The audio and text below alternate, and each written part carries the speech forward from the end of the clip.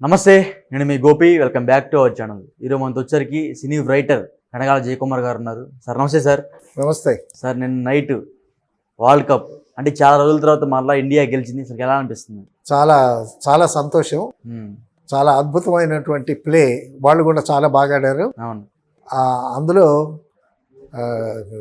Seventh గెలవటం అనేది చాలా గొప్ప, చాలా నేరగా వచ్చి అవును వాళ్ళు కూడా చాలా బాగా ఆడారు.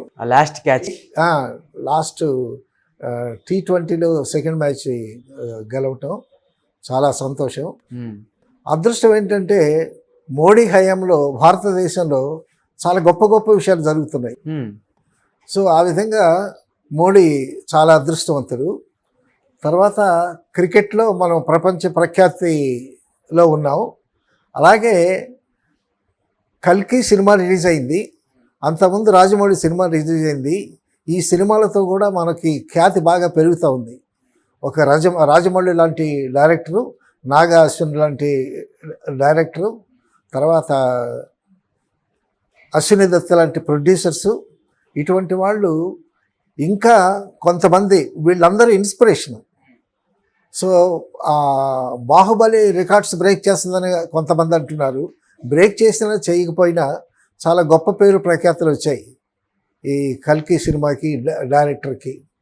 అలాగా ఇటువంటి సినిమాలు అంతర్జాతీయంగా ఇంకా గొప్ప గొప్ప నిర్మాతలు, గొప్ప గొప్ప దర్శకులు వచ్చి మనకి క్రికెట్లో ఎంత పేరు వచ్చిందో అలాగే హాలీవుడ్ రేంజ్లో ప్రపంచవ్యాప్తంగా మనకి సినిమా ఫీల్డ్లో కూడా మంచి పేరు ప్రఖ్యాతులు రావాలని ఆశిద్దాం. ఇవన్నీ మామూలుగా మోడీకి కీర్తి తెచ్చేటటువంటి విషయాలే. అంటే ఇది మన ఆంధ్రప్రదేశ్ వరకైనా సరే, బట్ ప్రపంచవ్యాప్తంగా అతని పేరు ప్రఖ్యాతులు బాగా మారుమోగుతున్నాయి. తర్వాత విదేశ ఖ్యాతి కూడా బాగా పెరుగుతుంది మోడీకి. ఇటువంటి సినిమాలు, ఇటువంటి దర్శకులు, పెద్ద పెద్ద నిర్మాతలు వచ్చి మన సినిమాల్ని బాగా ప్రమోట్ చేసేటటువంటి పరిస్థితుల్లో అసలు మన ఎపిక్స్ భారతం అనేటటువంటి అందులో నుంచి అశ్వత్థామ క్యారెక్టర్ని తీసుకుని డెవలప్ చేసినటువంటి సినిమా అది. అలాగే మన ఎపిక్స్ హిందూ పురాణాలు, భారత భాగవత రామాయణాల్లో కూడా ఉండేటటువంటి ఎపిక్స్ని తెరకెక్కించి వాటిలో ఉన్నటువంటి మర్మాలని బయటకు తీసుకొచ్చి ఇప్పటి జనరేషన్స్ కూడా చూపించాల్సినటువంటి అవసరం ఉంది. ఇప్పుడు భారతం తెలిస్తేనే కానీ ఈ కల్కి బాగా అర్థం కాదు. కల్కి కాబట్టి ఏంటంటే మన ఎపిక్స్లో చాలా గొప్ప గొప్ప కథలు ఉన్నాయి. భారతంలో కానీ రామాయణంలో కానీ అద్భుతమైనటువంటి కథలు, ఉపకథలు ఉన్నాయి. వాటన్నిటినీ కూడా తెరకెక్కించి వచ్చే జనరేషన్స్కి వాటిలో ఉండేటటువంటి ఆ క్యారెక్టరైజేషన్స్ కానీ, ఆ పాత్రల తాలూకా ఉదాత్తత కానీ, ఆ పాత్రల తాలూకా ఔన్నత్యం, వాటి లెగసీ, అవన్నీ చాలా అద్భుతమైనటువంటి క్యారెక్టర్స్, అద్భుతమైనటువంటి కథలు ఉన్నాయి. అటువంటి మన ఎపిక్స్లో రామాయణ భారతాల్లో ఉండేటటువంటి ఆ మెసేజెస్ని కూడా మనం బాగా తెరకెక్కించి ముందు తరాలకి ఒక గొప్ప జ్ఞానాన్ని, విజ్ఞానాన్ని, ఒక అవగాహనని అందించాల్సినటువంటి అవసరం ఉందని నేను అనుకుంటున్నాను. మెడ్రాస్లో కొమ్మూరి సాంబశివరావు గారని పెద్ద డిటెక్టివ్ రచయిత. విన్నావా కొమ్మూరి సాంబశివరావు గారి పేరు? చాలా ఫేమస్ డిటెక్టివ్ రచయిత. ఆయన నవల వచ్చిందంటే ఎండమూరి వీరేంద్రనాథ్ నవల ఎలా అయితే చదివారో అలాగే కొమ్మూరి సాంబశివరావు నవలలు డిటెక్టివ్ నవలలు. డిటెక్టివ్ యుగంధర్ అని ఆ క్యారెక్టరు ప్రతి నవల్లో డిటెక్టివ్ యుగంధర్, అతనికి అసిస్టెంట్గా రాజు అని ఒక అసిస్టెంట్ ఉంటాడు. వాళ్ళిద్దరూ కలిసి పరిశోధన చేస్తారనమాట, డిటెక్టివ్స్ వాళ్ళిద్దరు. ఓకే. సో ఆ నవల వచ్చిందంటే మార్కెట్లోకి, ఆ నవల పట్టుకుంటే చివరి పేజీ వరకు చదివేంత వరకు వదిలిపెట్టరు. అంత అద్భుతంగా ఉండేవి ఆ నవళ్ళు. అయితే నాకు మెడ్రాస్లో దేవులపల్లి కృష్ణశాస్త్రి గారి ఇంటి దగ్గర ఈ కొమ్మూరి సాంబశివరావు అనేటటువంటి ఆయన నాకు పరిచయం అయ్యాడు. పరిచయం అయితే నేను అప్పుడు కుర్రాడిని. ఆయన అడిగాడు, మీరు ఖాళీ ఉంటే నాకు హెల్ప్ చేస్తారా అన్నాడు. తప్పకుండా చేస్తానండి అన్న. ఏంటి? ఆయన నవల డిక్టేట్ చేస్తాడు. ఆయన నవల డిక్టేట్ చేస్తే నేను రాసి పెట్టడం అనమాట. ఆయన అనర్గళంగా చెప్తూ పెడుతుంటాడు, స్పీడ్గా రాయాలి నవల. ఆ విధంగా 2 నవళ్ళు ఆయన డిక్టేట్ చేస్తుంటే నేను రాశాను. ఆ పనిలో వెళ్ళేటప్పుడు కొమ్మూరి సాంబశివరావు గారు కొడుకు ఇంత ఉండేవాడు, ఒక 6-7 సంవత్సరాలు అలా ఉంటాయేమో, 6 years అలా ఉంటాయి, చిన్నపిల్లాడు ఇంకా. అయితే ఆ కుర్రాడికి చాలా మంచి ఫ్యామిలీ అది. చలంగారి గుడిపాటి వెంకటచలం గారికి రిలేషను ఆ ఫ్యామిలీ. ఆ కుర్రాడికేమో వాళ్ళ అమ్మమ్మేమో కథలు చెప్తుందంట. ఏమని? భారతం కథ చెప్తుంది. భారతంలో అభిమన్యుడు పద్మవ్యూహంలో ప్రవేశించడం, అక్కడ యుద్ధం చేయటం, ఆ కథ చెప్తుంది. చెప్తుంటే అభిమన్యుడు చాలా పౌరుషం గలవాడు, చాలా చిన్నతనంలోనే యుద్ధానికి వెళ్ళాడు అని అభిమన్యుడి గురించి చెప్తుంటే వీడు బాగా చాలా ఉత్సాహంగా వింటున్నాడు, ఊ ఊ అని.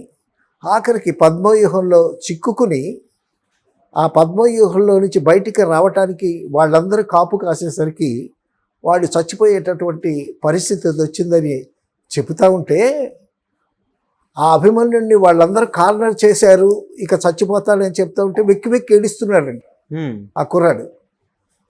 ఏంట్రా ఏడుస్తున్నావు అని అన్నట్ట. ఇక అభిమన్యుడు వాళ్ళ చేతుల్లో చచ్చిపోతాడు అనేసరికి, అమ్మమ్మ ఆపు, అభిమన్యుడు చచ్చిపోవటానికి వీల్లేదు. ఏంట్రా అని అన్నాడు. అవును, అభిమన్యుడు చచ్చిపోవటానికి వీల్లేదు. మరి ఎలా బతికించాలంటే అప్పుడు ఆంజనేయుడు వచ్చి సంజీవ పర్వతాన్ని తీసుకొచ్చి ఆ సంజీవ పర్వతంలో ఉండేటటువంటి మూలికని తీసుకొచ్చి అభిమన్యుడిని బతికించాడు ఆంజనేయుడు అని చెప్పాడంట. ఆంజనేయుడు ఎక్కడ? రామాయణంలో. అభిమన్యుడు ఎక్కడ? భారతంలో.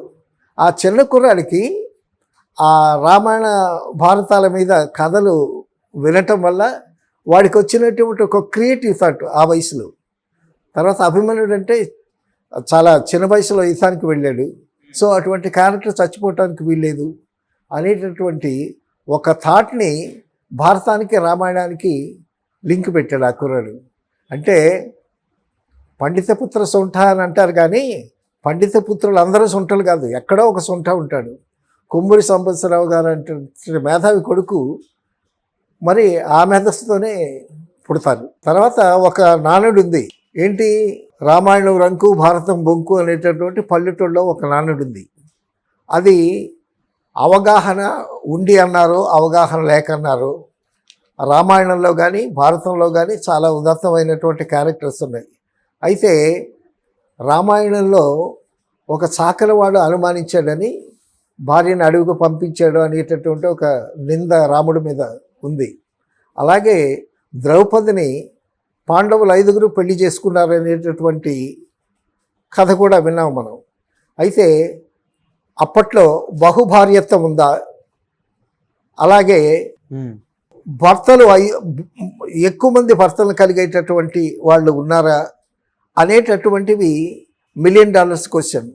సో అటువంటి మర్మాలన్నీ శోధించి పరిశోధించి అవసరమైతే తెరకెక్కించి వాటిని చాలా అత్యద్భుతమైనటువంటి ఈ కల్కి, ఈ రాజమౌళి ఈ సినిమాలాగా అద్భుతమైనటువంటి సినిమాలుగా మంచి విజువల్స్ క్రియేట్ చేసి చేయగలిగేటటువంటి దర్శకులు రావాలి.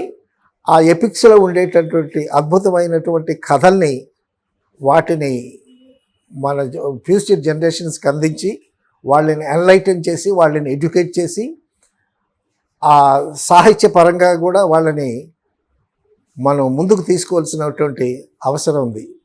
సో మీడియా ద్వారా, సినిమాల ద్వారా, విజువల్ ద్వారా ఏదైనా సాధించవచ్చు.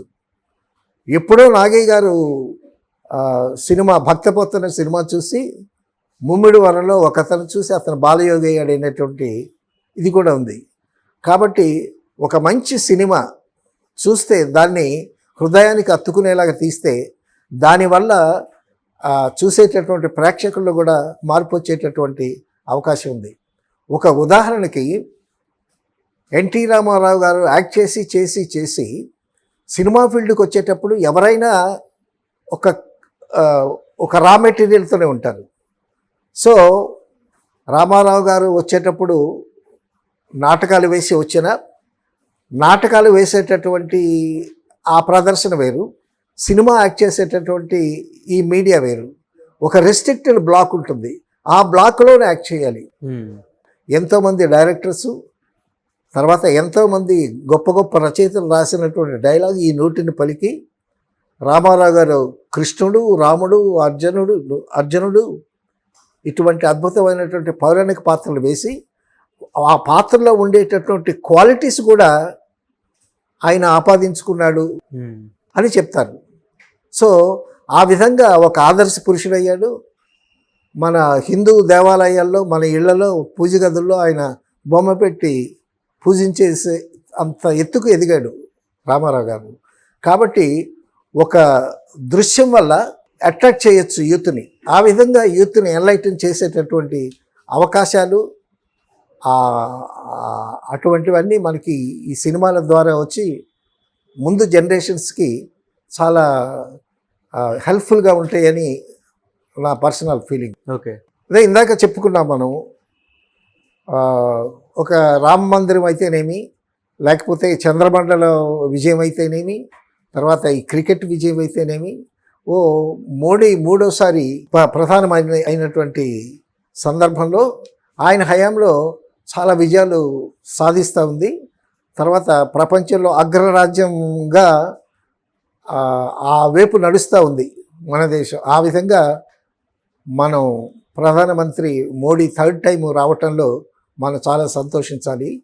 అయితే మూడోసారి ప్రభుత్వం వస్తుందా రాదా అనేటటువంటి సందిగ్ధావస్థలో మన చంద్రబాబు నాయుడు గారు, పవన్ కళ్యాణ్ గారు ఆదుకుని ఆ గవర్నమెంట్ని నిలబెట్టడం, మళ్ళా మోడీకి లాస్ట్ టైం ఇది. ఇక మోడీ ప్రధానమంత్రి ఫ్యూచర్లో అయ్యేటటువంటి పరిస్థితి ఉంటుంది. అలాగే మన ఆంధ్రాలో చంద్రబాబు నాయుడు గారిది కూడా లాస్ట్ టర్మ్. అప్పటికే చంద్రబాబు నాయుడు గారు ఈ 5 సంవత్సరాలు అయిపోయేసరికి ఆయనకి బాగా వృద్ధాప్యం వచ్చేస్తుంది. సో అక్కడ సెంటర్లో మోడీది లాస్ట్ టర్ము,